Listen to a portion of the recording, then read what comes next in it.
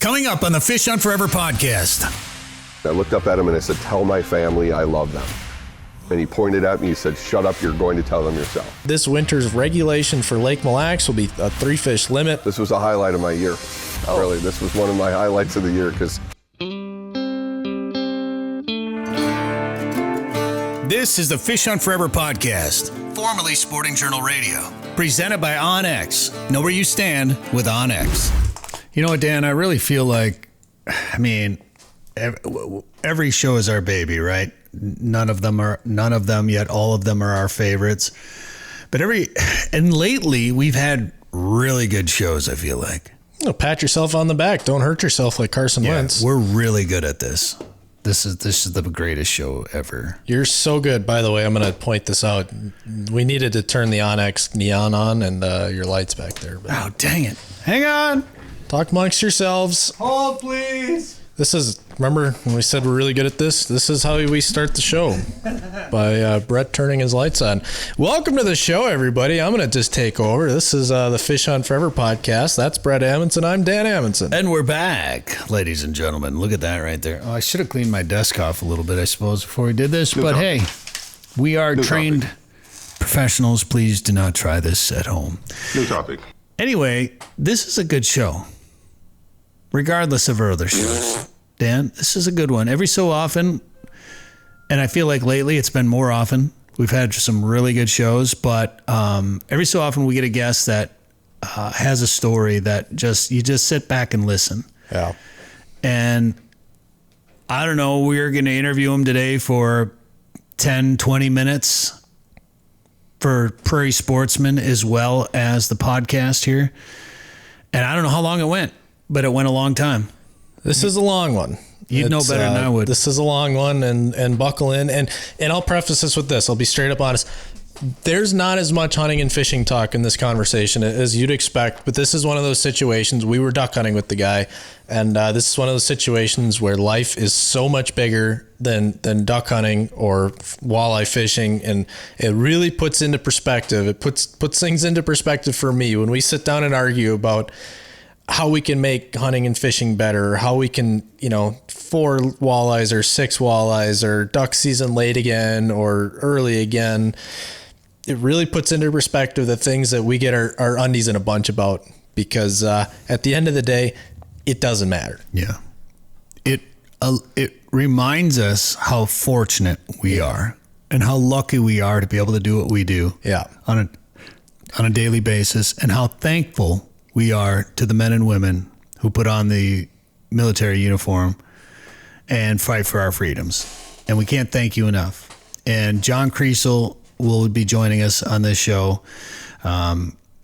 He's part of the National Guard here in Minnesota. You've heard him on a pretty popular radio show here in the state of Minnesota in the upper Midwest. He's a motivational speaker and just an all-around good dude. And we took him duck hunting. We've been working on this for like a year, I think, to get him out to do something. We were finally able to get it to work and connect with him, and it could not have been more fun. Yeah, we shot mallards, and he was shooting well. Obviously, he knows his way around a firearm, and we could have sat and chatted with him for a long time. We had a great conversation in the blind. We had a great conversation afterwards, and I'm really glad that this happened, because I know this won't be our last conversation with him. I wish we could have gotten him here in studio and sat him down. We could have really just gone down the rabbit hole of radio and hunting and fishing and Vikings and life, and we'll do it again. I think this isn't the last time we got to share duck blind with John Kriesel. I'm confident in that, and what an A+ human being. Good dude. And I think we packed up when we hunted with him. We packed up around 10 o'clock or whatever. Figured we'd do a couple of interviews. One, we filmed it for Prairie Sportsman, so we'll have a Prairie Sportsman episode with him coming out next year. And we're like, we'll do a podcast interview too for the show. And we ended up just combining them. And then I was like, we'll do the interviews and we'll go have lunch, maybe have a beer if there's time, whatever. And by the time we got done with the interview, it was time for him to go. Yeah, he had to unfortunately get back to the Twin Cities, which I feel bad for him. But what a great morning. Yeah, what a great morning. And we hunted with our good buddy Tony Karate of Mid-Migration Outfitters, and I can't thank Tony enough for setting this whole thing up. Well, helping us out with it, really. And the beauty of what I love about Tony's guided hunts is you're always comfortable, whether it's a heated goose pit in a field or a permanent duck blind on a water spot or an A-frame on a field edge or A-frame somewhere. That's one of his, if not the biggest focus for him, is comfort and just a quality hunting experience that you're going to be dry, a good chair to sit in. A lot of times there's breakfast cooked in the blind. And like for a guy like John Kriesel, is perfect. For anyone, it's perfect. And we were in a great little water spot today with a bunch of mallards. We were dry. A few of us had waders on, but we were able to drive the Ranger right there, the side-by-side right down to the blind. Got John in there and the rest of us in there. And just had an all-around great hunting experience as far as what you could ask for in a waterfowl hunt. We had birds, we had camaraderie, we had comfort. Can't ask for much more. Yeah, and the person who gave us permission to hunt that spot too, by the way, just couldn't have been more excited about us bringing John out there and bringing a veteran out there. He was all about it. He's like, no, go have fun, have a great time, get him some birds and stuff like that. So thank you to him as well. And mallards kind of cooperated this morning for a while, and I didn't have a working gun for a little bit, and you didn't shoot at all. And some of the other guys, we were letting John do a lot of the shooting. Otherwise, we probably would have stacked up some more birds, but that's all right. It doesn't matter to me. I had so much fun this morning. Wish it would have gone longer. Not gonna lie. So, all right, we're going to talk to John here in just a little bit. Also, Joe Henry will join us. We'll talk about what's going on up at Lake of the Woods and when he can start thinking about early ice up there and booking an ice fishing trip. But first, Dan, who are the sponsors this week? Lake of the Woods Tourism. Lake of the Woods is the walleye capital of the world. Plan a trip to Lake of the Woods for this winter at lakeofthewoodsmn.com. Onyx Hunt, see private land boundaries, offline maps, and more. Take 20% off a new membership with code SGR20. Haybale Heights Campground and Resort. Fish Devil's Lake out of a snow bear this winter at Haybale Heights. Learn more at haybaleHeights.com. Tasman Lake Lodge, catch world record lake trout and giant pike. Saskatchewan's Tasman Lake. Learn more at tasmanlake.com. Prairie Sportsman, you can watch episodes on the Prairie Sportsman YouTube channel anytime or check your TV guide for local air times. And Trails End Outfitters, trophy bear, walleye, and whitetails in Saskatchewan. Visit trailsendoutfitters.com. Headlines are brought to you by Trails End Outfitters, offering guided whitetail and black bear hunting in Saskatchewan and open water and ice fishing on Tobin Lake. Go to trailsendoutfitters.com for more details. And we got a whitetail hunt that we filmed from last fall up at Trails End Outfitters that we'll be putting on the Fish Hunt Forever YouTube channel very, very soon. I don't know if there's going to be more after that or if that was just, Is that from Brooklyn Nine-Nine? It is. Good pull. Very good. Oh, no. Upper Red... R.I.P. Upper Red, yeah, for sure. Upper Red Lake has some new regulations. The winter season walleye limit on Upper Red will be a 4-fish possession limit with only one walleye longer than 17 inches allowed. Now, this is a reduction from the open water season, which allowed 5 fish. The fall gillnet catch on...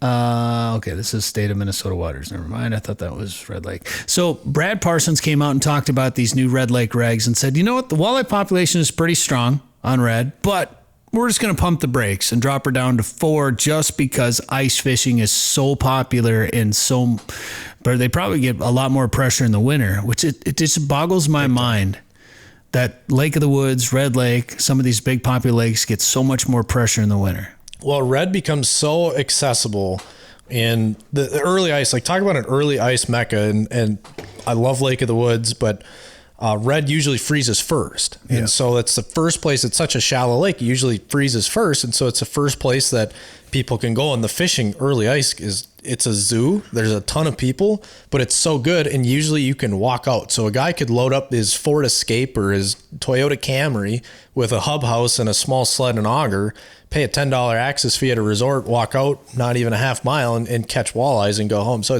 it becomes so easy. You don't have to pull a boat. You don't have to do all this hoopla to get up there early ice. And it's just have to get rescued once in a while and be on the news. Yeah. So, well, you know what?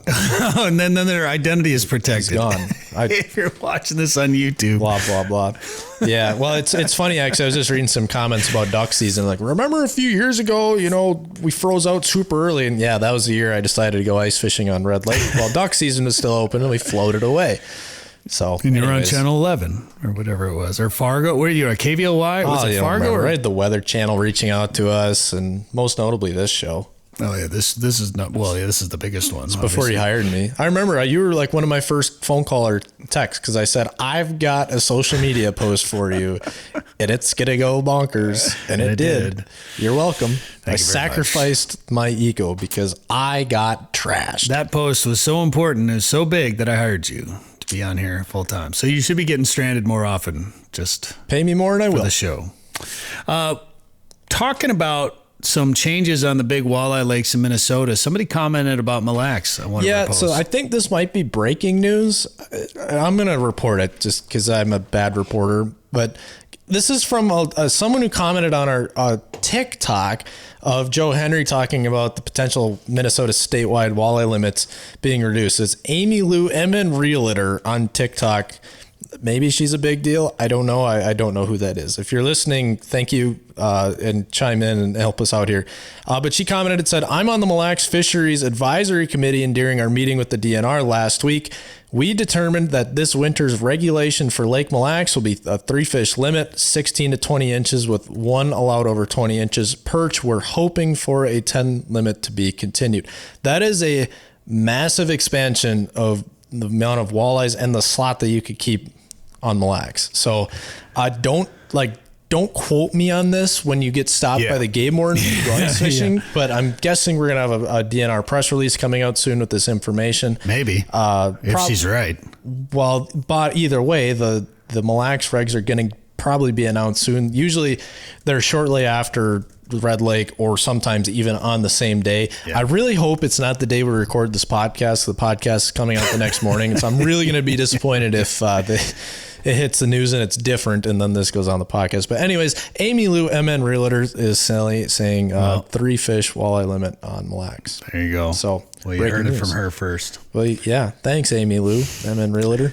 All right. This segment of the Fish Hunt Forever podcast is brought to you by Tasman Lake Lodge, offering beautiful fishing and great fishing in beautiful Northwest Saskatchewan. Go to tasmanlake.com for trophy lake trout and northern pike. All right. Dan, last weekend we had your dad in town, one of his buddies, and we had a pretty good weekend. We're doing some duck hunting with Tony at Mid-Migration Outfitters as well. And we duck hunted on a spot that you actually scouted and found. And you saw... Don't sound so surprised about it. Well, it was funny because you found like 10 ducks in there. And then when we hunted it, there was, like typical duck hunting fashion, there was a lot more. You didn't listen to what I said.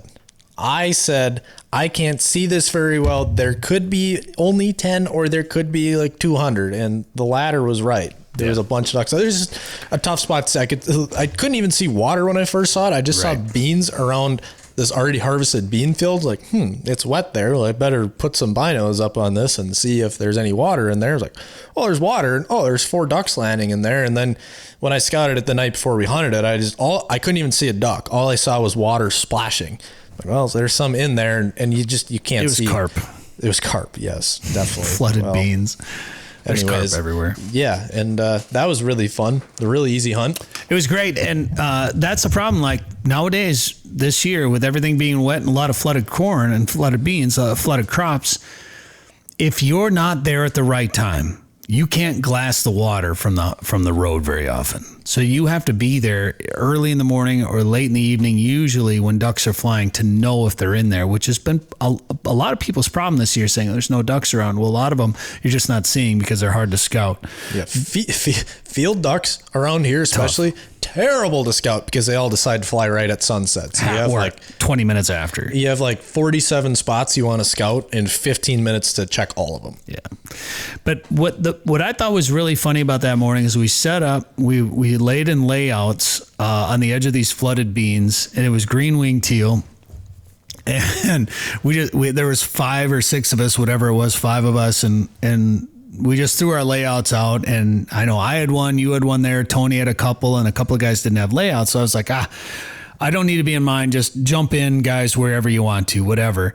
Well, I ended up in one of Tony's that had been probably sitting in the back of his storage shed for, hadn't been used in a while. And he just broke it out because we needed an extra. And it clearly had something going on there, because as soon as I climbed in it, I could not stop sneezing. And I'm sneezing and sneezing.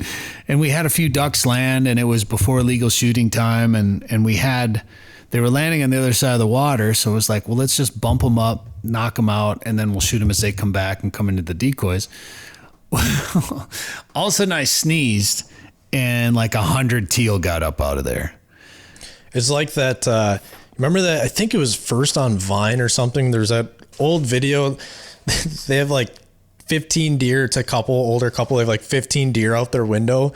They're filming it. And then this guy sneezes and they all run away. And the lady's like, clearly they've been married for a while. It's like, nice, Ron. And he's like, what? I can't sneeze. I had to sneeze. He scared them all away. Nice, Ron. Yeah, that was pretty accurate. But we ended up shooting a bunch of ducks that day. It actually worked out perfect because we wanted to bump them out anyway. And then I continued to sneeze as we shot a bunch of ducks that morning. And your dad got some shooting, and then his buddy Dwayne got some shooting. And we all did. It was a fun morning. And then we took them pheasant hunting. And you filmed, and I kind of filmed, and also just kind of walked and ran tiny so those guys could shoot birds. And they shot some pheasants. They missed some pheasants. And I'll tell you, for these pheasants that we hunted, they really hadn't been pressured much, and they were flushing kind of wild. Some of them were. So the hunting was a little bit tougher than I expected it to be, but they got the birds. And then the next day we did it again, and duck hunted, shot some mallards in a field, which to do that in late October in Minnesota, that doesn't happen very often. It's pretty neat. Not down here anyways. Yeah. And we didn't shoot a pile of them, but I think we ended up shooting 6 that day.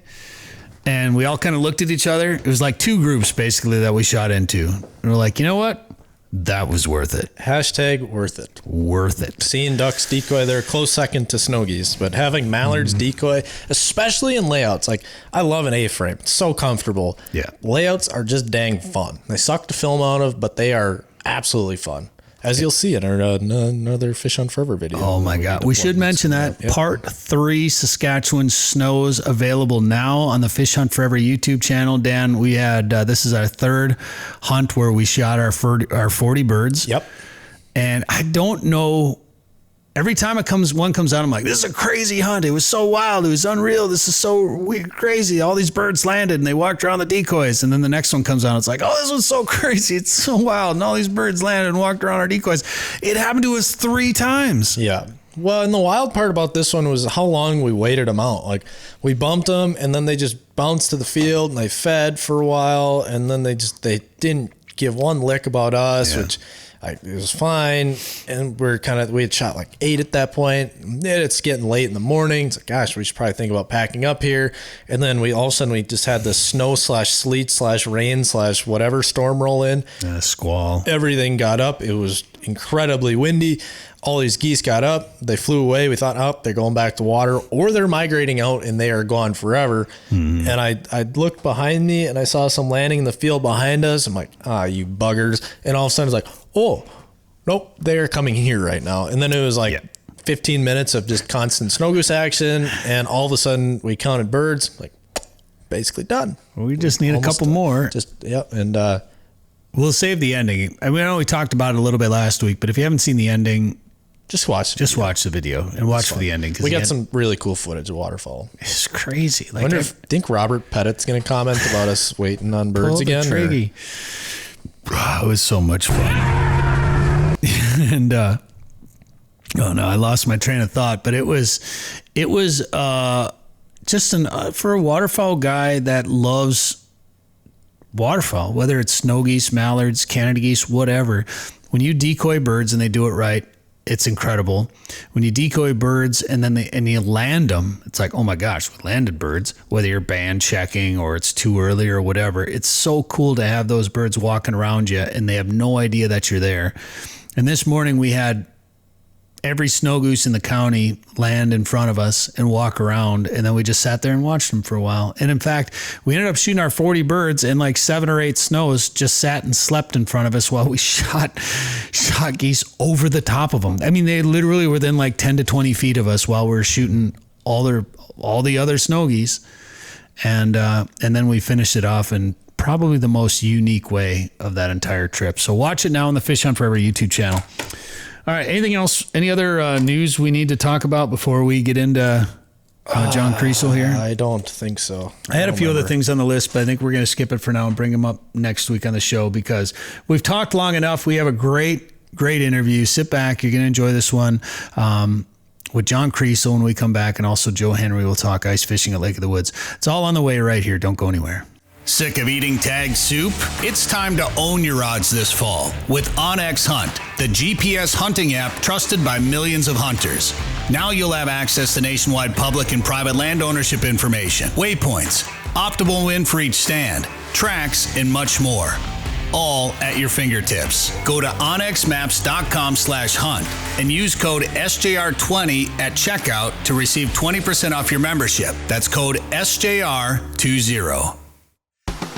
Now is the time to start thinking about chasing big walleyes on Devil's Lake. Get on the fish at Haybale Heights Campground and Resort. Haybale Heights makes it easy for you to make memories on legendary Devil's Lake with guided fishing and lodging packages. Or bring your own boat and rent one of their cabins on East Bay. Haybale Heights offers a private marina, fish cleaning station, and the opportunity to relax and enjoy your bucket list trip to Devil's Lake, North Dakota. To book your trip, visit haybaleheights.com. That's haybaleheights.com. All right, we're back here on the show. We had the chance to go out and do some duck hunting with John Kriesel. Now, he is a veteran, was wounded in Iraq pretty severely. He's got an incredible story. He's a great guy.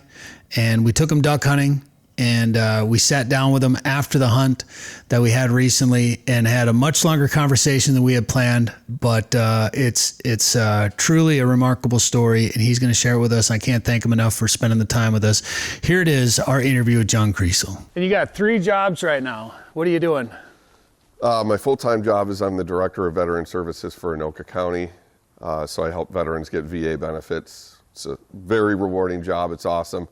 Then I also travel, telling my story, overcoming adversity, motivational speaker type stuff, and then bought part of Northland Vodka, so that's become a part job, and my weekly appearance on KFAN. So it's 3.5 jobs. Yep, for half of a person. Did we talk? Half of a person.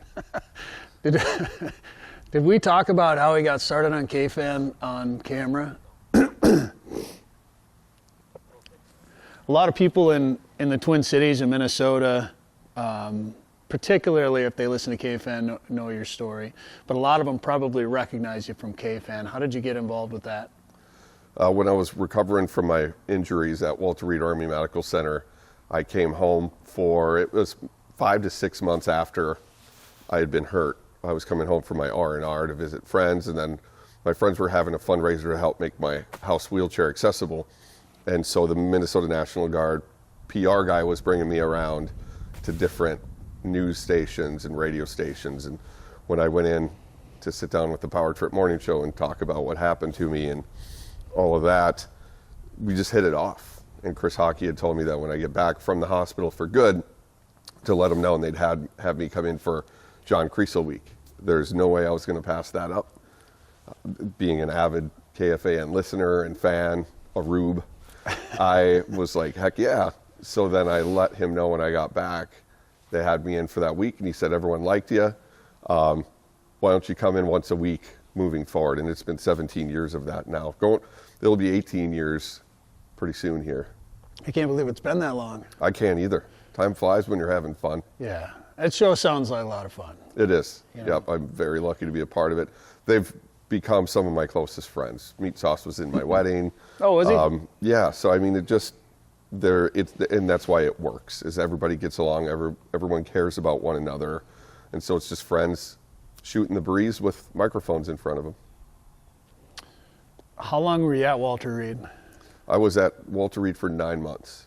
So they originally said it was going to be 2 years. I don't know if they have a little chart and say, missing 2 legs, it says 2 years is what you're going to be here, but doubled up on physical therapy. Wanted to get back to Minnesota as soon as I could to be around my friends and my family, and so expedited things a little bit. Do you want to talk about what happened? Sure.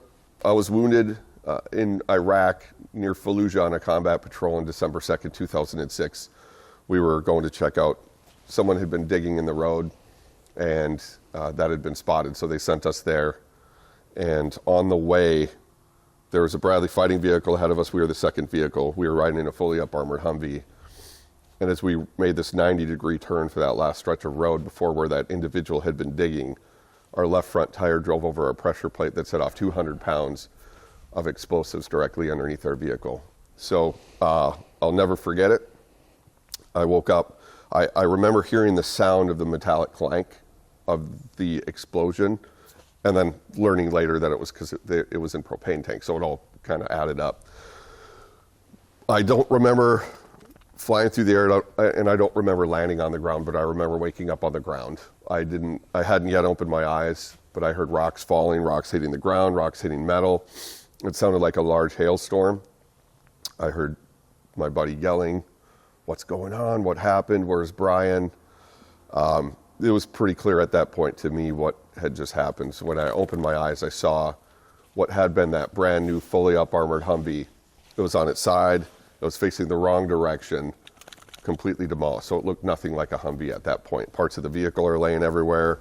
I looked down and I saw that my left leg just above the knee was connected maybe by a piece of skin, but probably my pant leg is what was holding it together. My femur was sticking out like this. There were other compound fractures below it. And my right leg just below the knee looked like I put it in a wood chipper and was bleeding profusely. So I was quite certain that that's where my life was going to end. Thankfully, my buddies, we all go through combat lifesaver training. They were in that vehicle ahead of us, that Bradley fighting vehicle.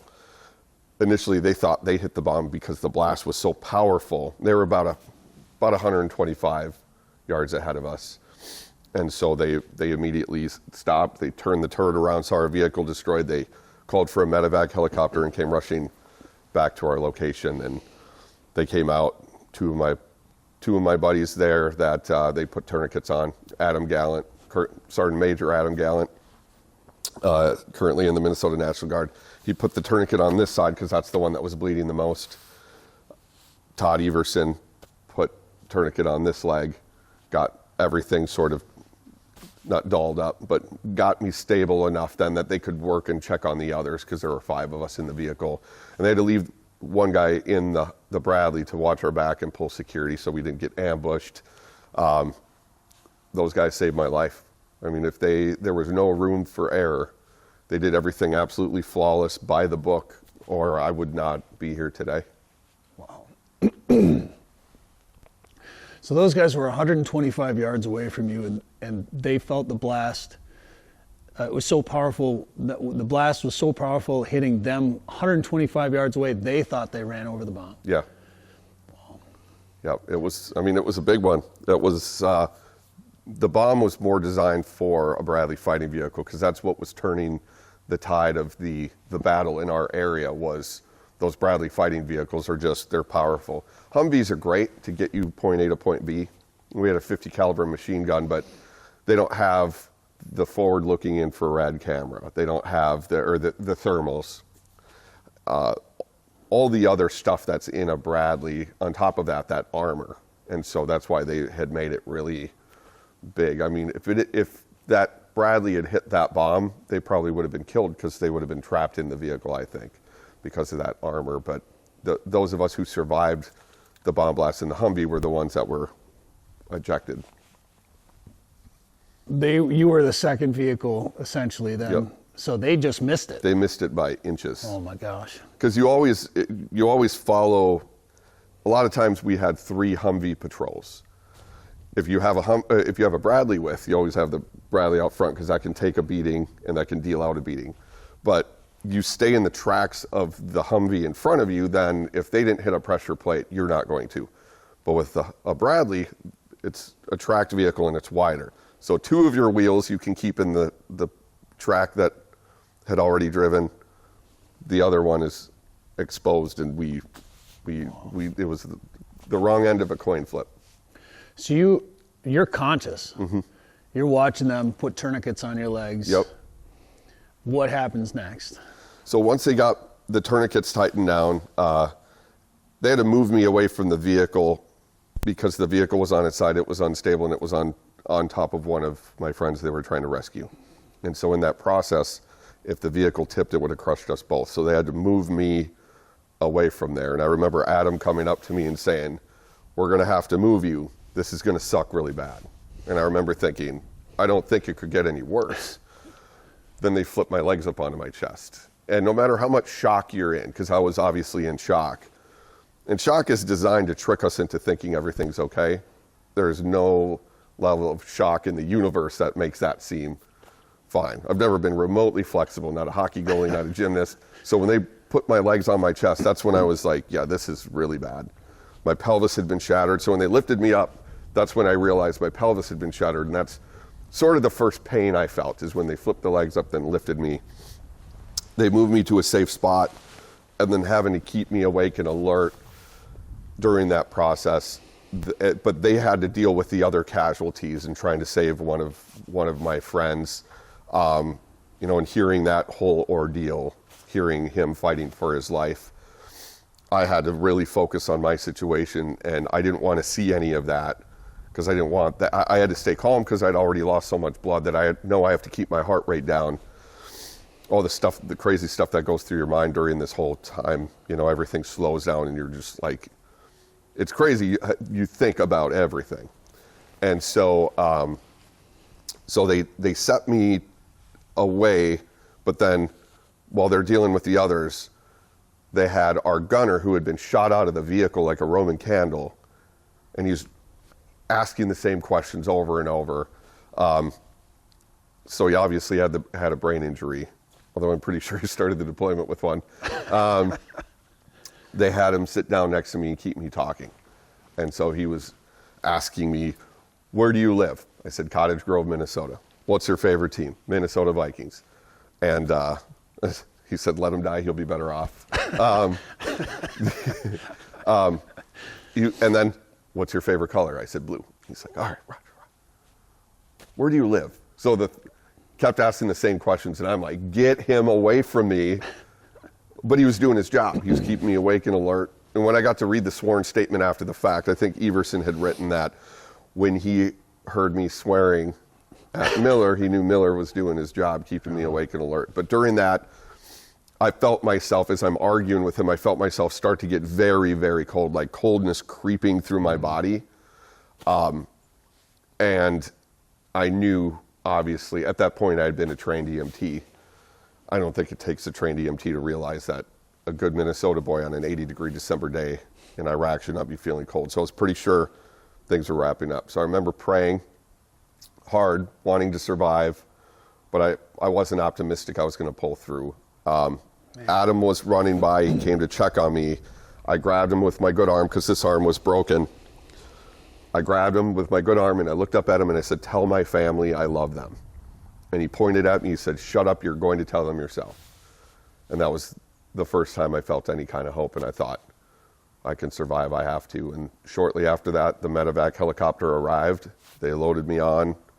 I heard a couple other people get loaded on, and then I remember the flight nurse asking me my social security number. And I remember thinking, I'm going to die. They want to open up a credit card real quick.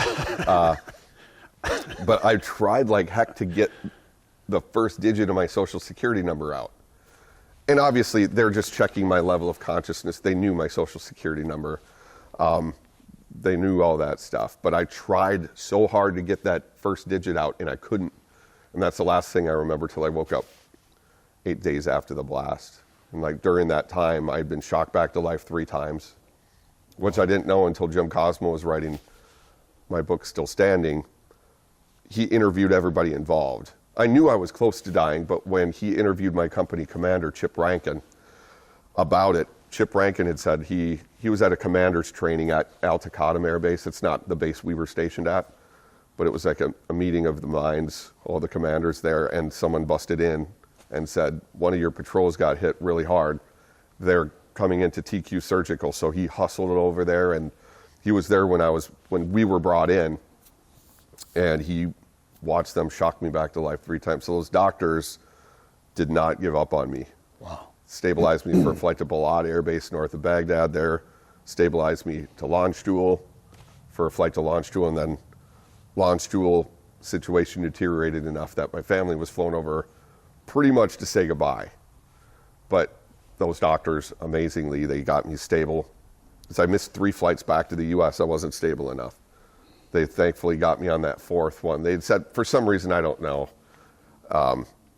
you know, and you hear all this from family during the chaos and stuff after the fact, that they had said that nobody misses 4 flights back to the U.S. and survives. So thankfully made that 4th flight and woke up at Walter Reed 8 days after that blast. 8 days later, you wake up at Walter Reed. What's your first thought there? Well, I woke up and there was an unfamiliar woman's voice saying, "John, do you know where you're at?" So it's just like college. And I saw it was a hospital room because I didn't expect to survive. I mean, laying on the ground, seeing the injuries, there's no way. I mean, it was, when there's a puddle of blood in the sand, that's a lot. That's not good. Yeah. And then having that feeling of the cold.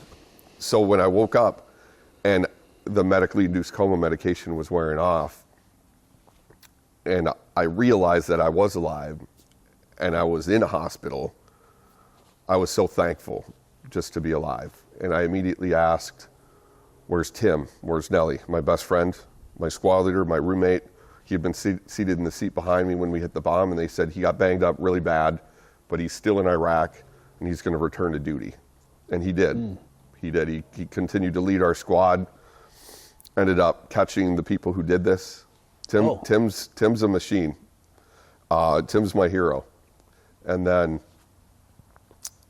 that's when I realized he was fine.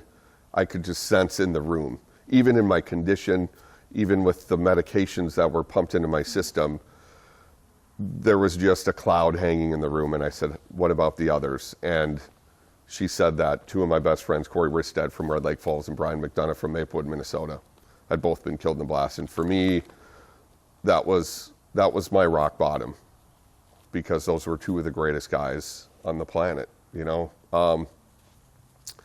Were you friends with them before? No, but the weird thing with Corey is I served with Corey's older brother, Dave, in Kosovo. And Dave's contract ended. He was getting out to start his life, do all, you know, just when you go on a deployment, you come back, a lot of times you want to get out. So Dave moved on, but we stayed in touch. He was one of the nicest guys on the planet. And then Corey ended up in my squad. And this was a big mix of people from around the state. They took 20 of us from the East St. Paul unit, added us to the Thief River Falls in Crookston, and somehow I ended up with Corey Risted under my charge. And just the nicest kid ever. So I felt like I knew him forever. And Brian McDonough, once I got to know him during this, you know, during our train up, we knew a lot of the same people. He was from Maplewood, which is close to where I grew up in Vadnais Heights. So he had a lot of the same friends I did from school.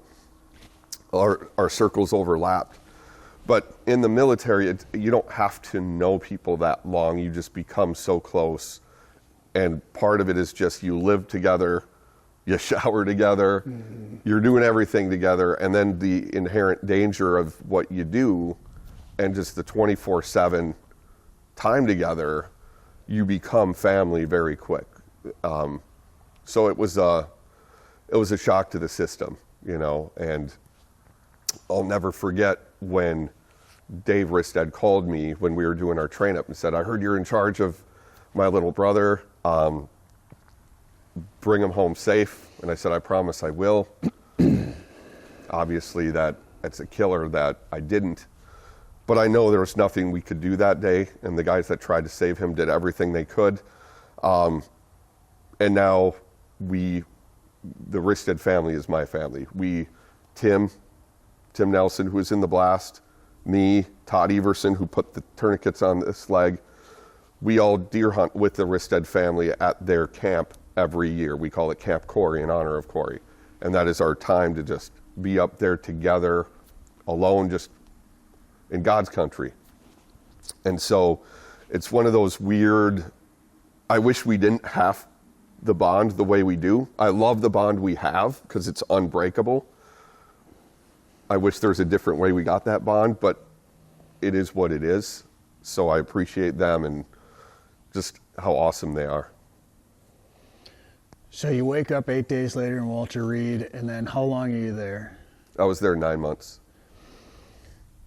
I had 35 surgeries in that 9 months. So it was, I was under the knife quite a bit. Wow. When you're laying there, and obviously you hear about your two good friends, what about when they started to tell you about your injuries? I could see, looking down in the bed, like they didn't have a blanket over it. I saw my legs sort of wrapped up. I could see, stuff soaking through the gauze, and I could see that down. I mean, I couldn't see the end of it. I mean, the pictures I've seen after the fact are very gory, but it was clear.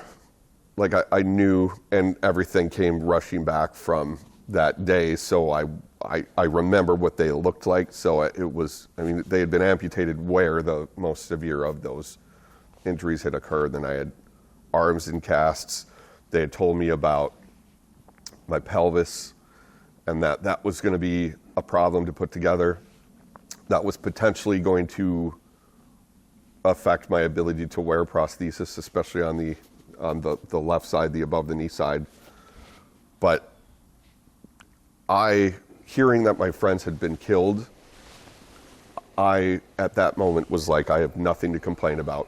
I got a second chance at life that two of my best friends didn't get. I better absolutely take this opportunity by the horns, take the bull by the horns, and make the best out of every minute I have left on this planet, because I'm so lucky. I'm so lucky. And the same incident they were in, I survived. So I promised to not waste this second chance at life. After 9 months then, you come home? Yep. How long was, well, I mean, what was the rehab process like that when you came home then? So I got home, it was August, and my unit got back. They'd been extended. So they got back in late July. And by the time I got back, so I thankfully was able to come back to watch them get off the plane and be there to welcome them home, which was awesome. Then I could breathe, because every day I was in the hospital, I was worried about them, because they had to go back to work and the same thing could happen to them or worse. And those brave men went about their business, just the most professional group of guys ever. And then they took their, couple weeks to just kind of settle back in and then go back to work or start school. And that's when I got home. And when I got home, my whole family, like everyone went back to normal. And that was kind of the loudest quiet I'd ever heard, because you get back and it's all this excitement and this hoopla, like I'm back from the hospital, I've crossed this big hurdle, and then the show must go on, which is, it should. And that's when I think that's when I learned to grow, because I had to figure things out for myself. When I was at Walter Reed, it was about me, and each wounded person, everything's set up to take care of you and make sure you have the best chance for success. You're not different. There's person next to you missing legs, person over here missing a leg and an arm. You get back to Minnesota and everything is just normal, especially in the Twin Cities, busy area. Yeah. And that's when I really had to learn to be self-sufficient, and that I need to figure things out. It's not set up for me. And it was good. It was good, but it took a little bit to get settled in. as much as you'd probably want to have that care that you had before, it probably is better for a person just to figure it out. 100%. Trial by fire. Yeah. You know, it's scary at first. I bet. It's scary. You know, and back then, medical care was different. So a lot of it's like, here's all these meds you should take. And stupid me, but it worked out, was like, I don't want to be on this. Because I felt mentally slow, you know, the pain meds and all that. And it's good to feel pain. It's your body telling you to chill out. And so like, I weaned myself off of all that stuff and just sort of was like, I was in such a hurry to get better that I sort of shortchanged myself at first, because everyone's like, how are you doing? And I'd be like, great. And I was kind of convincing myself. And it took a while to get to a point where I can say, like today, I can say I'm happier than I've ever been in my entire life. It's because I appreciate life. I know not to take it for granted. I know not to take simple moments like sitting in a duck blind, watching a sunrise. That's special to me, you know? But it took kind of those crappy moments to make the good moments that much better. And it really did come through that period of time, you know, going through that reintegration process, going through a divorce, and then really learning after the fact to appreciate, like my current marriage is, I couldn't have ever have dreamt of having a wife like the one I have now. But I don't know if I would have appreciated her the same if I didn't have, you know, the previous situation I was in. So You ever tell her that? Like all the time. And she knows the deal. She's got a good sense of humor too, so we joke about it a lot. That's the weird thing about all of this, is that I know I'm not wired to be like, I wish this didn't happen. Because of course I wish it didn't happen. Yeah. But I know I can't change that. So I don't ever dwell on that kind of a wasted energy, wasted thought. But I really am thankful for the lessons I've learned in a weird way, because I wouldn't have this perspective if I hadn't gone through what I did, you know. People almost have to go through some sort of hardship. Obviously some are more extreme than others.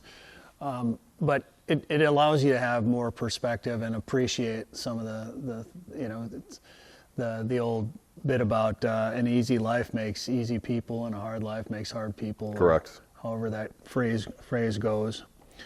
So you're back. This is almost 20 years ago now, probably 18, 19 years. Yeah, so I got back in 2007. And then at what point do you decide you want to become a politician? I never decided I wanted to be a politician. I went through my med board process to medically retire. The military said that I could have stayed in for 20 years to finish out 20 years and just have a desk job. I didn't want to waste someone's spot. I'd gotten promoted to Staff Sergeant E6 at that point, but I obviously was non-deployable. And so I wasn't going to take somebody's spot that could get promoted, but I was standing in their way, kind of thing. And so when I made that decision that, okay, I'm going to get out, I'm going to medically retire, then I got a job working for the Minnesota National Guard as a marketing contractor. So I worked with soldiers, with the recruiting and retention battalion, which good on them. It's during a war, and they have a double amputee from the war, sort of as one of their people that's very visible to help recruit people, which I think is good, because it's like, this could happen. It's extremely unlikely, but it could happen. And that was a nice bridge job to work with military, but also be a civilian. And so it was kind of a nice transitional period, but it wasn't the same. And when I drove off of Fort Knox, you go through your retirement, they give you your DD-214 military discharge, has all your awards and all that.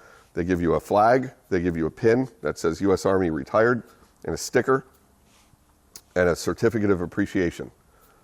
And you drive off base, and that's it. You're out. And it was the weirdest feeling, because it ended on my terms, but not. And I don't know if I was always chasing that, because I could never replicate that feeling and that service. It's the best job I've ever had.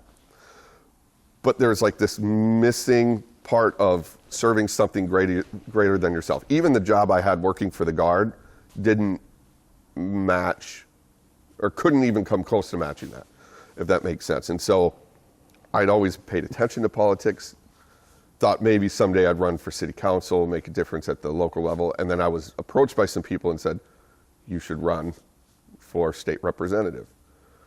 And they asked nicely. And so I said, okay. And they took me out for fries and a shake. So it was like a date. And so it was, I said, okay, I'll do it. And it was a great challenge. I think it was, especially like, I decided to run in late 2009. So I'd been medically retired for about a year. I'd been home for like a year and a half. So not quick. Yeah, real quick turnaround. But I thought, what better way to show that I am, to myself, that I am back than doing this, knocking on thousands of doors. I door knocked my opponent, and she had 2 legs. You know? She has no excuse for losing. I wore out a prosthetic leg. I was in all these parades. I had all my Army buddies were in the parades to show support. It looked like I was running for U.S. Congress because of all the people I had with. Super fun. I learned a ton. I was 29 years old, so I didn't know what I didn't know. And so I won, and then I learned that my party didn't expect me to win. And so I was there sort of to soak up resources from other races for the opposition, which then solidified my fact that I don't owe anything to these people. I owe everything to the people in my district. And so that sort of shaped how I operated as a state rep. I was people before politics, people before party, and it was a great experience. So that's how that all went down. How long were you in then? I served 1 term and then decided not to run for re-election. Why'd you decide not to? At that time in my first marriage, I had 2 stepsons, and they wanted me to coach their teams. Okay. And be at their practices, which I understand. I missed being at those games. But when you're a state rep, to do a good job and represent your district, you got to spend a lot of time at the Capitol. And so I decided, I learned so much and gained a lot of experience that then I realized, like, I don't ever want this to be a long-term thing. And I feel like if I had done 1 more term, that could have easily turned into, 1 more term. Yeah. And I was set up to win. I was for sure going to win. But I just thought, I promised myself, I promised my friends that I would not change who I was, and I'm going to get out before that can happen. And I left at the right time because people were like, we wanted you to run again. We wanted you, and that's the perfect time to leave. Yeah.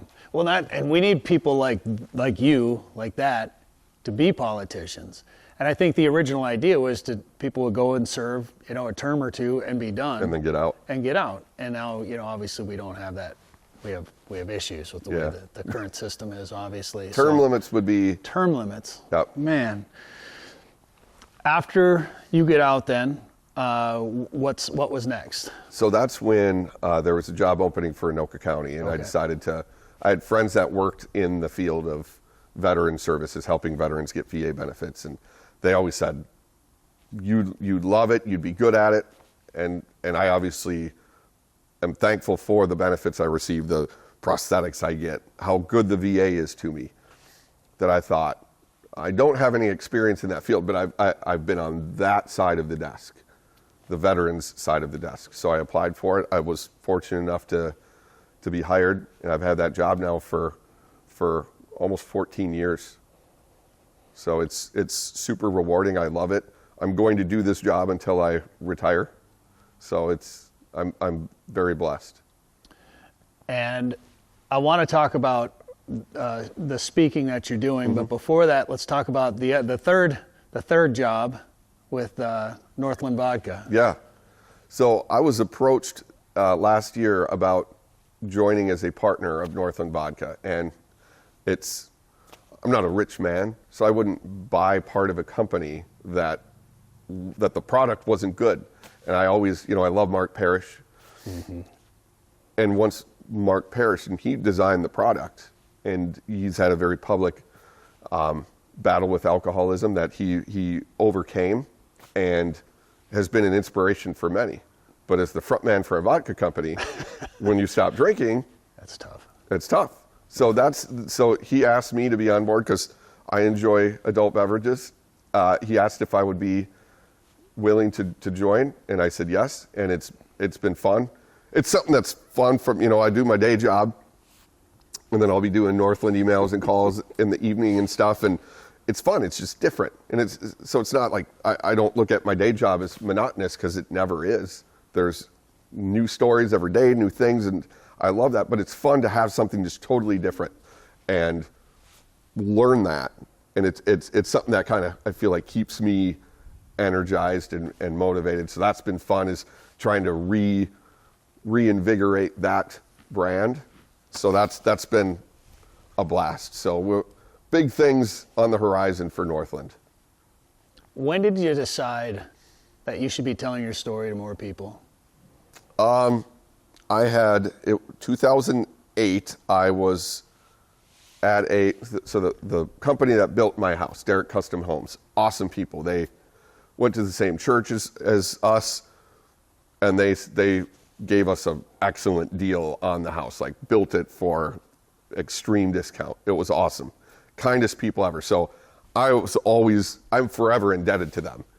So I'm like, if there's ever anything I can do, just let me know. Well, they are involved in a lot of nonprofits. There's generous people. They were helping raise money for the Boy Scouts. And so they were having a fundraiser, and they needed a speaker. So they asked me to go and tell my story there. And I had told it like on KFAN and on news stations, and sort of like in passing, but I didn't have like a speech set up. So I didn't know what I was doing. I went there, told my story. They had a huge turnout. They raised a bunch of money. It was awesome.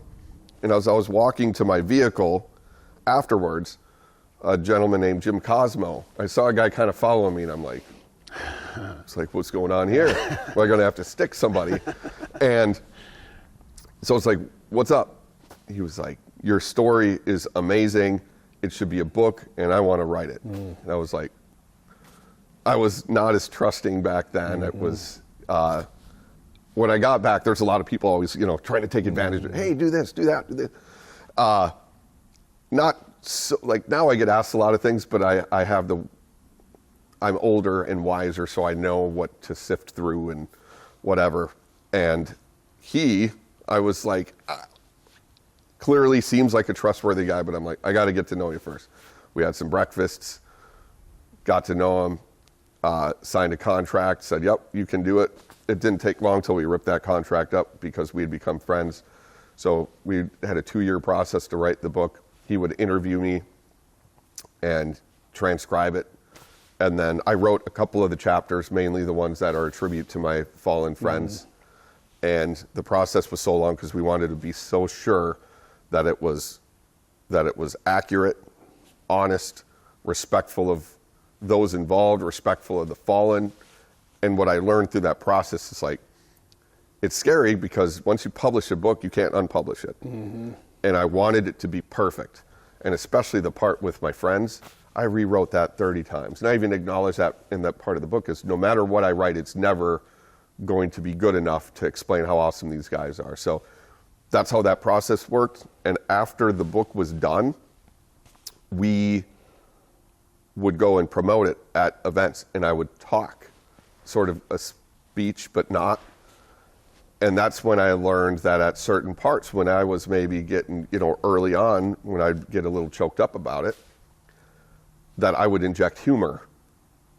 And that was for me, but I saw the audience be relieved and laugh too. And that's when I thought, okay, I think we're onto something here. Because if I can deliver the story in a way that isn't just an anvil dropping on their chest, that it's heavy, obviously, but if I can inject humor to make sure that the audience is able to walk away uplifted and inspired,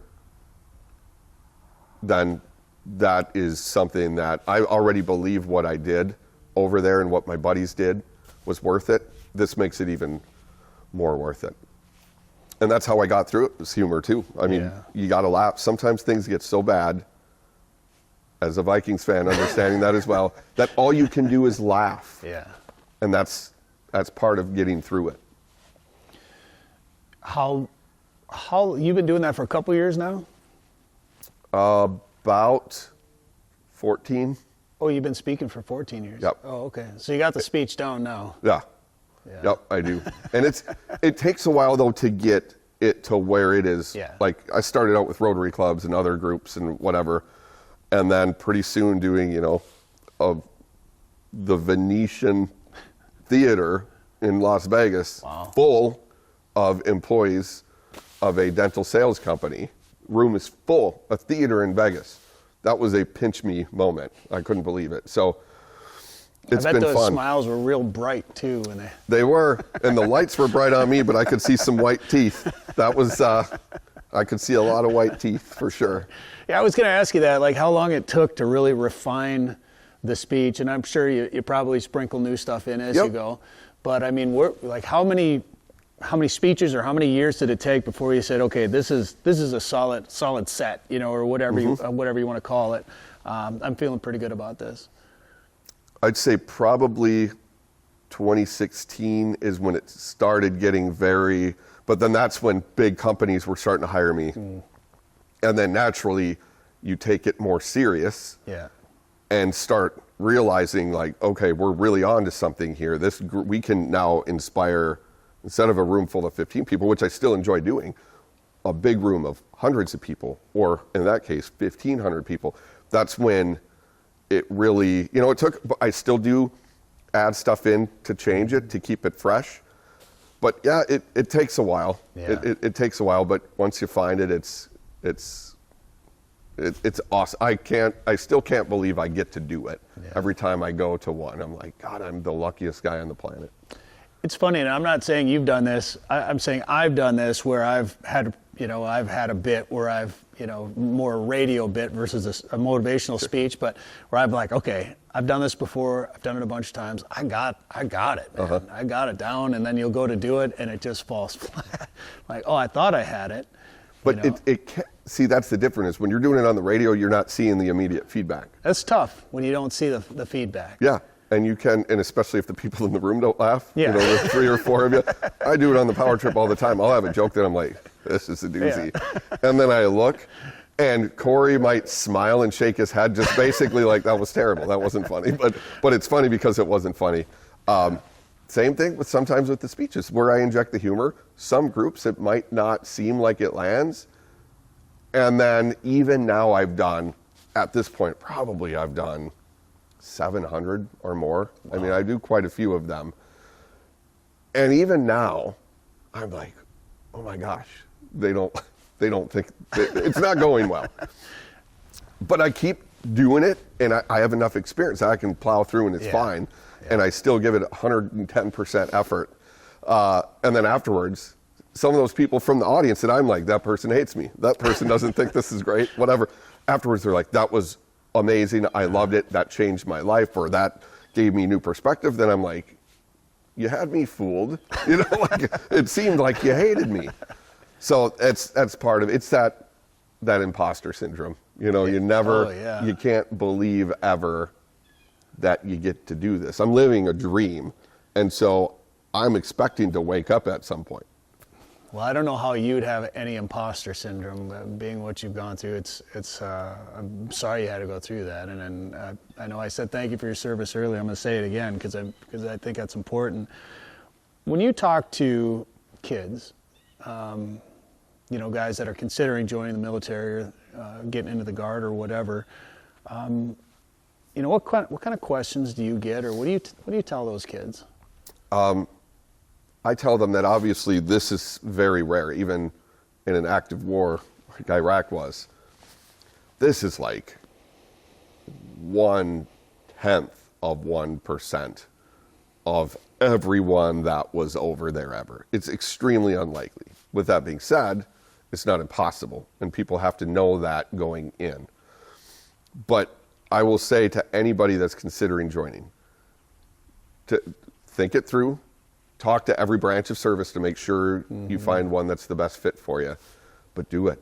It is the best job there is. It's tough, it's unfun at times, it's scary at times, it's uncomfortable at times, but it sets you up so well for life. I love my parents. I appreciate everything they did for me.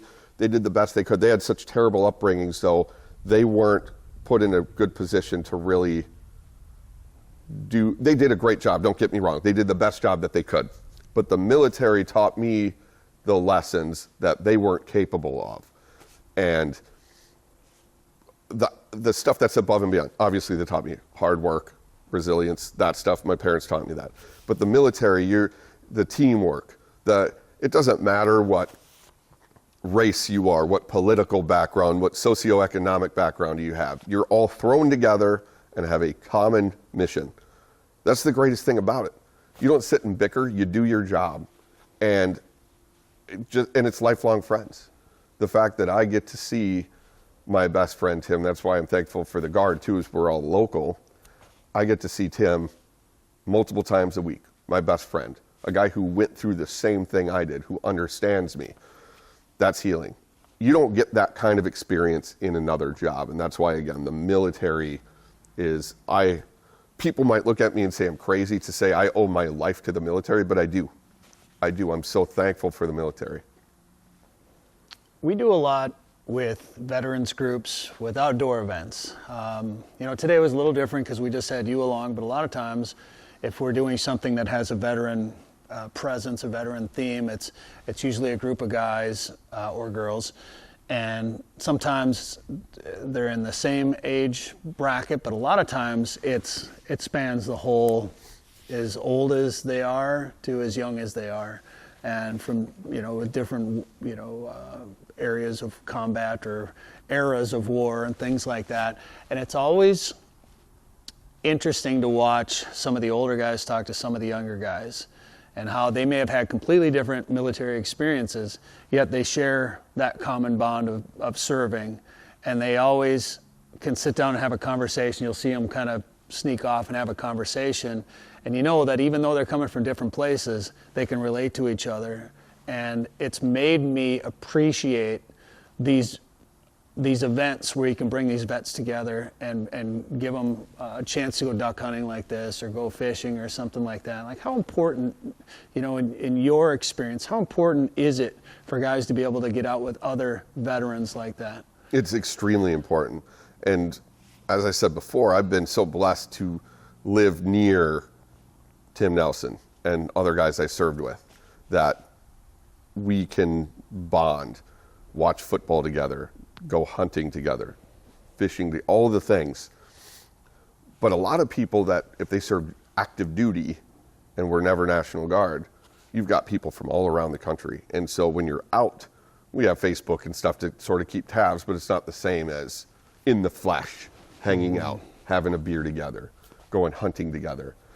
So there is that missing camaraderie, that void in your life when you get out of the military. So especially for those ones who don't live near people that they served with, it's so important to have that common bond, that shared experience. That could go for even non-military, especially military, especially military, but for others too, is when we all get together. I think a lot of people, in the way that society is now, is we focus on our differences, whereas the military is the opposite, not just when you're in, but when you get a veterans group together. They have that bond, and that's kind of the focus. What branch were you in? What was your military occupational specialty?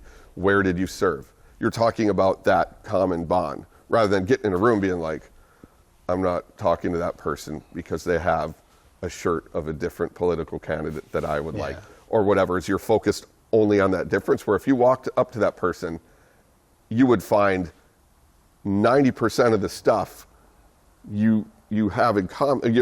90% of, how should I say this? You could sit down and say, are you married? Are you married? Do you have kids? Do you have kids? There's some that don't. You've got your common bond. Some that do, common bond. No one does that except the military. Military folks get in and just immediately at these hunts, right? And there's people that go there that aren't with their friend. They show up solo, and then there's other people solo. And instead of sitting around twiddling their thumbs, it is, what branch were you in? Yeah. What was your job? You know, and I think the rest of society could learn from that. And even if it's a different branch, they might give each other a hard time 100%. Oh, yeah. Yeah, we both joke. served. We were attached to the Marines. Our unit was given to the Marine Corps. Our company commander, Army captain, answered to a Marine colonel. And they added Marines into our unit. Yeah, we gave each other a hard time, made fun of the fact that they like to eat crayons, all these things. But we were brothers. Yeah. And that's where, like, if anyone else talks like that about them, then it's on.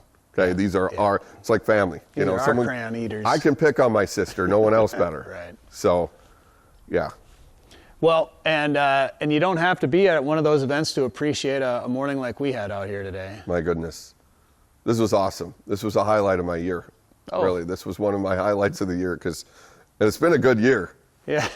But just getting out here before the sun came up, taking a break from all those things we talked about. I have a very busy life. Yeah. Which is awesome. I wouldn't change it for the world. It makes me 100 times more appreciate a morning like this. Not just the stuff I've been through in my life too, but sitting out there with, I didn't know any of you guys before this. You know, we've conversed some in text and email and the phone call, but I feel like I've known you guys for years. You know, a morning in the field, didn't know if that was a booger or what, just hanging, or if it was a bug. Just hanging out in the field, watching a beautiful sunrise. We saw some ducks. Yeah. Got some shooting in. I mean, that's a picture perfect morning. That was fun. And you even hit a couple. I did. Yep. A broken clock even works twice a day, right? You got a new friend down there too. My little buddy. Yeah. Well, it was great. I really appreciate you coming out. I've been looking forward to this, and Me too. You know, we love listening to you on the radio, and you know, hearing your story is inspiring. And good luck with all 3.5 jobs. And thanks for coming out. I appreciate it. Thank you guys for having me out here and for all that you do. It means a lot. If you want to catch a big walleye, go where the big walleyes are. Lake of the Woods is the walleye capital of the world, with a variety of resorts and lodging facilities offering full-service fishing. Lake of the Woods is also home to sturgeon, sauger, perch, trophy pike, muskie, smallmouth bass, burbot, and more. Plan your trip to Lake of the Woods today. Go to lakeofthewoodsmn.com. That's lakeofthewoodsmn.com. All right, time to start thinking about fall fishing or maybe even ice fishing this winter. Let's go up to Lake of the Woods and check in with Joe Henry to see how things are going up there. Joe, I'm not ready. I'm not ready for ice fishing yet, but you look at the calendar, it's almost November already. And I mean, we're just a couple of weeks away from guys starting to venture out on early ice. Well, we are, and I'll tell you what, I mean, not ready for ice fishing, but as we get close to deer hunting like we are, it's time. We're starting to get that cold weather. And, you know, give me an example. This weekend, I'll be at the St. Cloud Shields for their 10th annual Ice Fest. And I'll tell you what, this is a big deal. They put up a huge tent in that big, massive parking lot they have. And they have a whole bunch of vendors, a whole bunch of pros. I know Jason Mitchell will be doing seminars. They got all these ice fishing companies are going to be there repping their stuff. And, you know, it's almost like the same pros you'll see at a much larger show, but it's much smaller and much more intimate. So that's going Friday, Saturday, and Sunday this weekend, Brett. And, you know, that to me, that's definitely a start of ice fishing, because this is all about ice fishing. And, man, my understanding is they blow some pretty good deals there, too.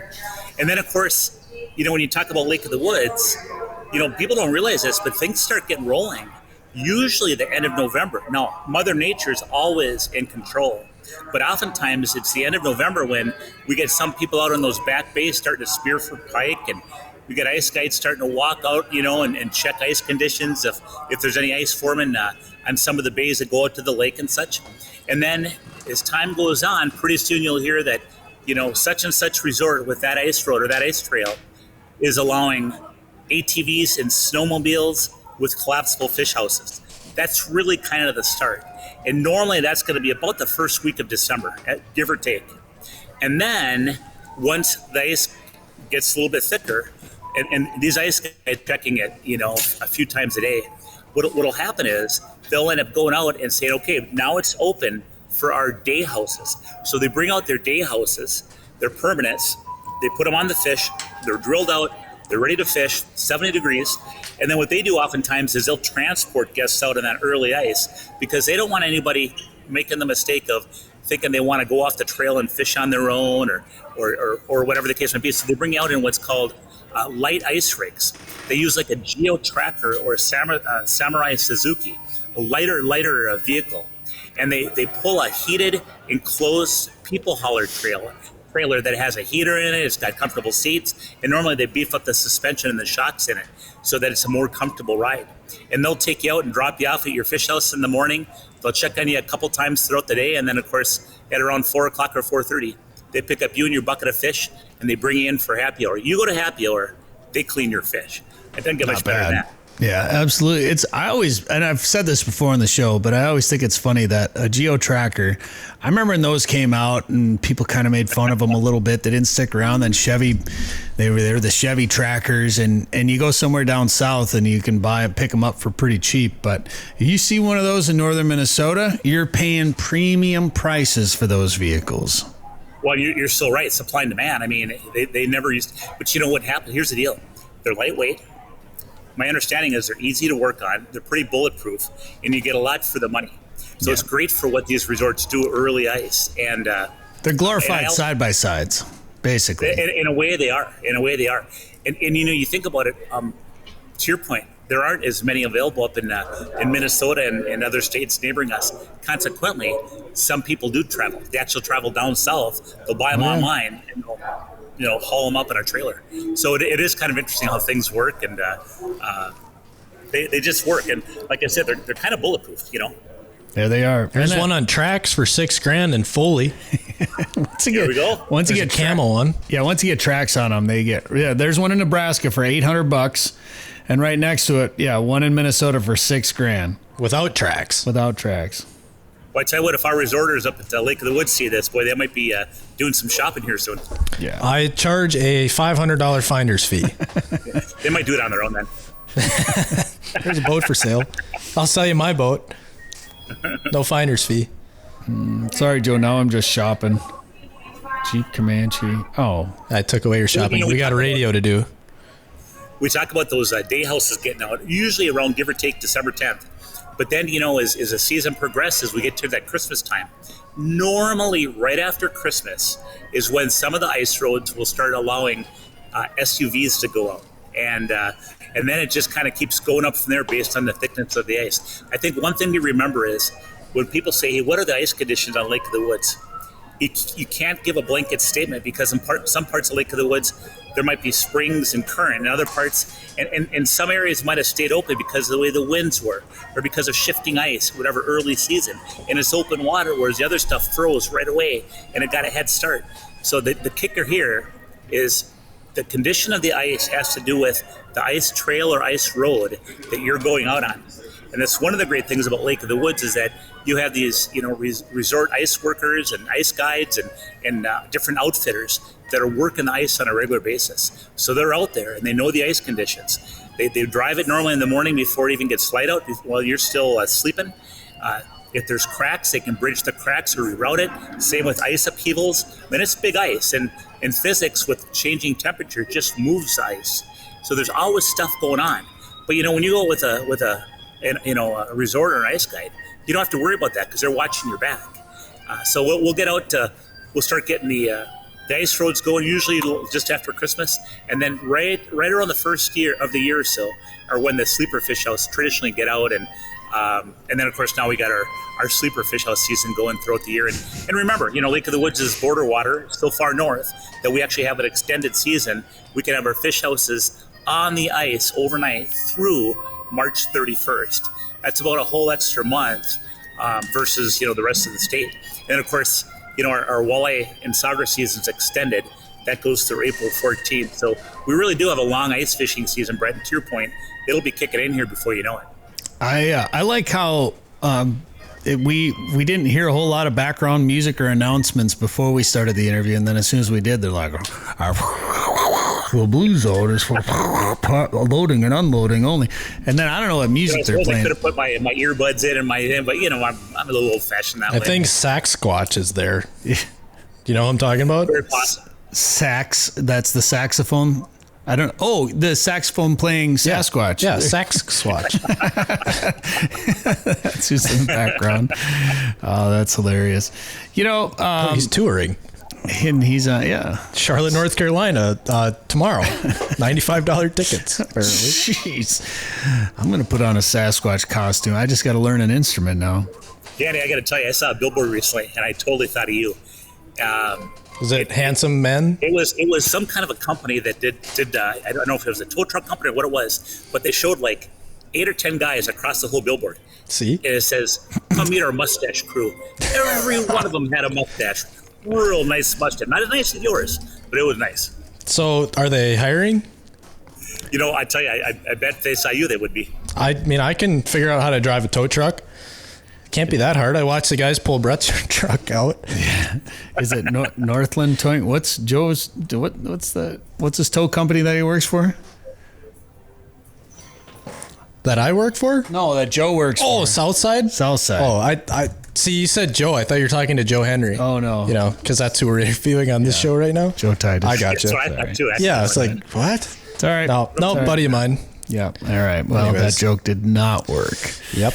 Some land, some don't. Joe, I wanted to ask you this, and I don't know if you have a comment on this or not, but you had your DNR work group meeting last week, the Walleye work group, and then I had mine the next day talking about the tech work group. And of course, ours focused a lot on forward-facing sonar and the effect that it's having, and everyone's asking, well, is the DNR going to ban this, ban that, whatever? And to the DNR's credit, they're waiting to get research. So they actually have a couple of research projects in the works that are using forward-facing sonar when it comes to some muskie research. They also went out and did some netting, some gill net surveys and studies, and they wanted to see how forward-facing sonar might help them with that. They had a couple other things that they were doing. But they also, so I brought up in the meeting, since it's a tech meeting, I said, so when are we going to get our app, by the way, for licenses, for fishing and hunting and fishing licenses in Minnesota? They had no comment on that because they did not know. But I figured it was a tech work group, and that's kind of is in the same wheelhouse. But I said, what about looking at tech when it comes to creel surveys?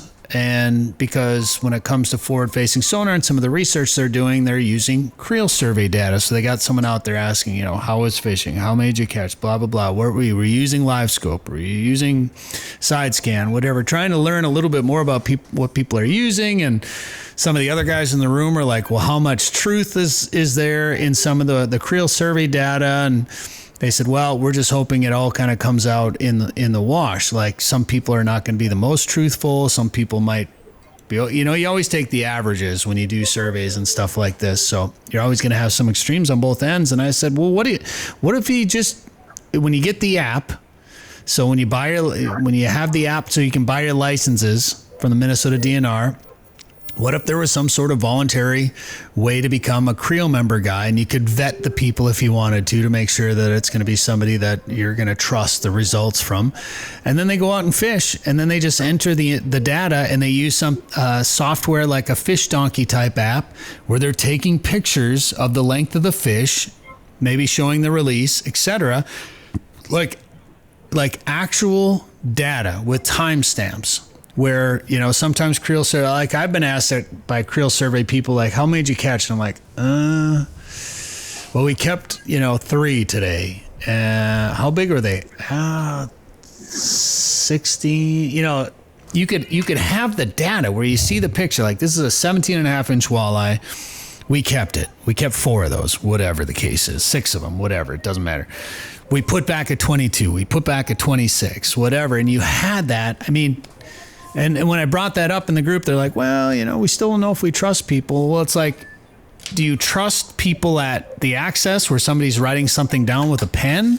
You know, it might be a volunteer at an access, or do you trust people taking pictures and videos and putting them into a data? And the other thing was like, well, a lot of times people, they volunteer to do that and they do it once or twice and then they kind of lose interest in it.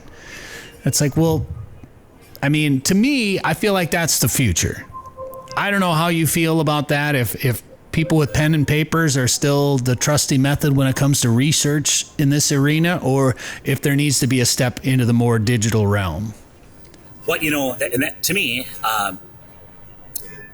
seek first to understand, then be understood, right? So not being somebody who has expertise in doing surveys, I would say, number one, that sounds like a very efficient way to do it.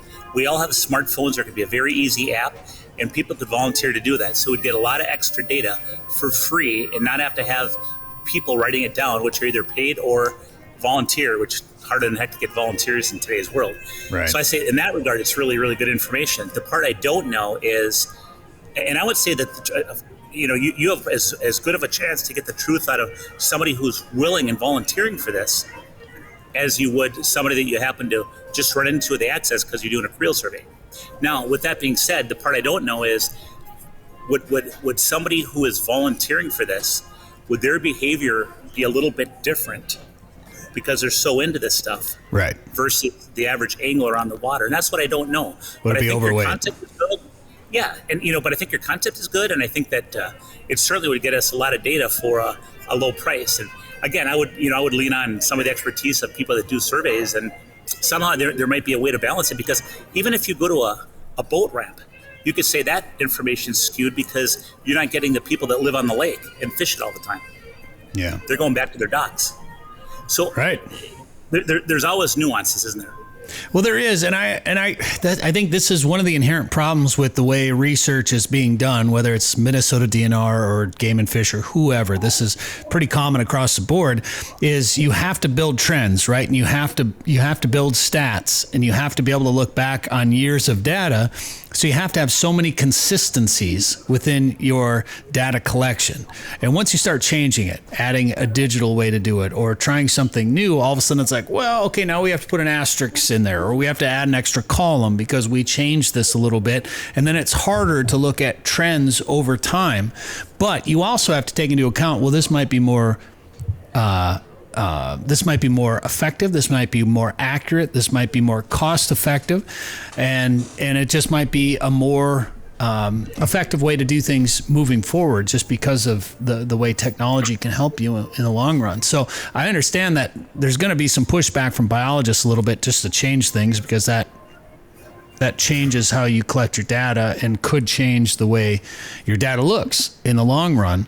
But at the same time, and this is part of a longer conversation, but at the same time, it's like, well, if you can have better data, maybe that outweighs sacrificing some of your trending data. You may have to change some of that, but start doing it better, and then you can start building new data that's better research.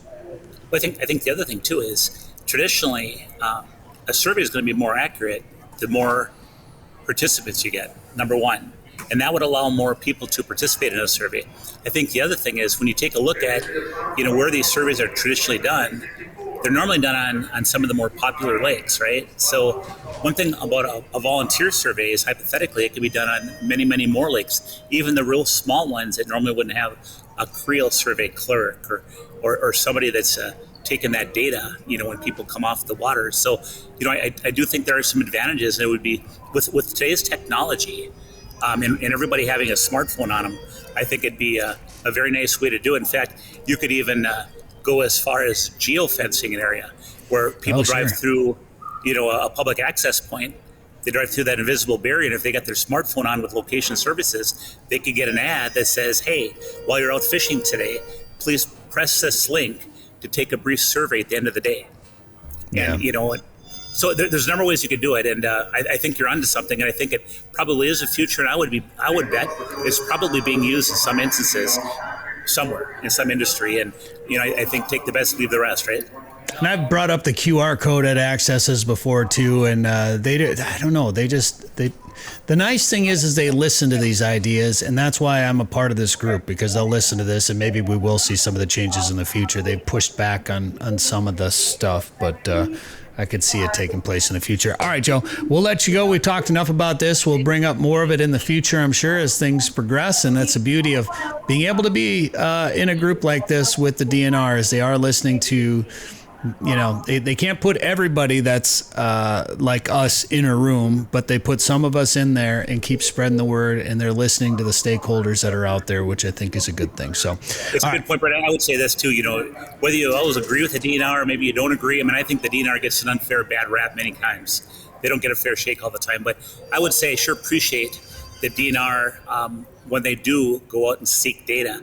Because, to me, it's about data-driven decisions. We got to have good information to make decisions, because these decisions are long-lasting, whatever we're talking about. And, fortunately or unfortunately, gathering data and finding out what is real is part of making that good decision, right? Absolutely. All right. Well, I know what a good decision is, Joe, and that's going ice fishing at Lake of the Woods. And I was just looking at our stats on YouTube, and our ice fishing trip to the Angle last year, one of our highest viewed videos currently. So people are already starting to think about ice fishing trips to Lake of the Woods. And if they want a little bit more information, what should they do? Check out our website, and that is lakeofthewoodsmn.com.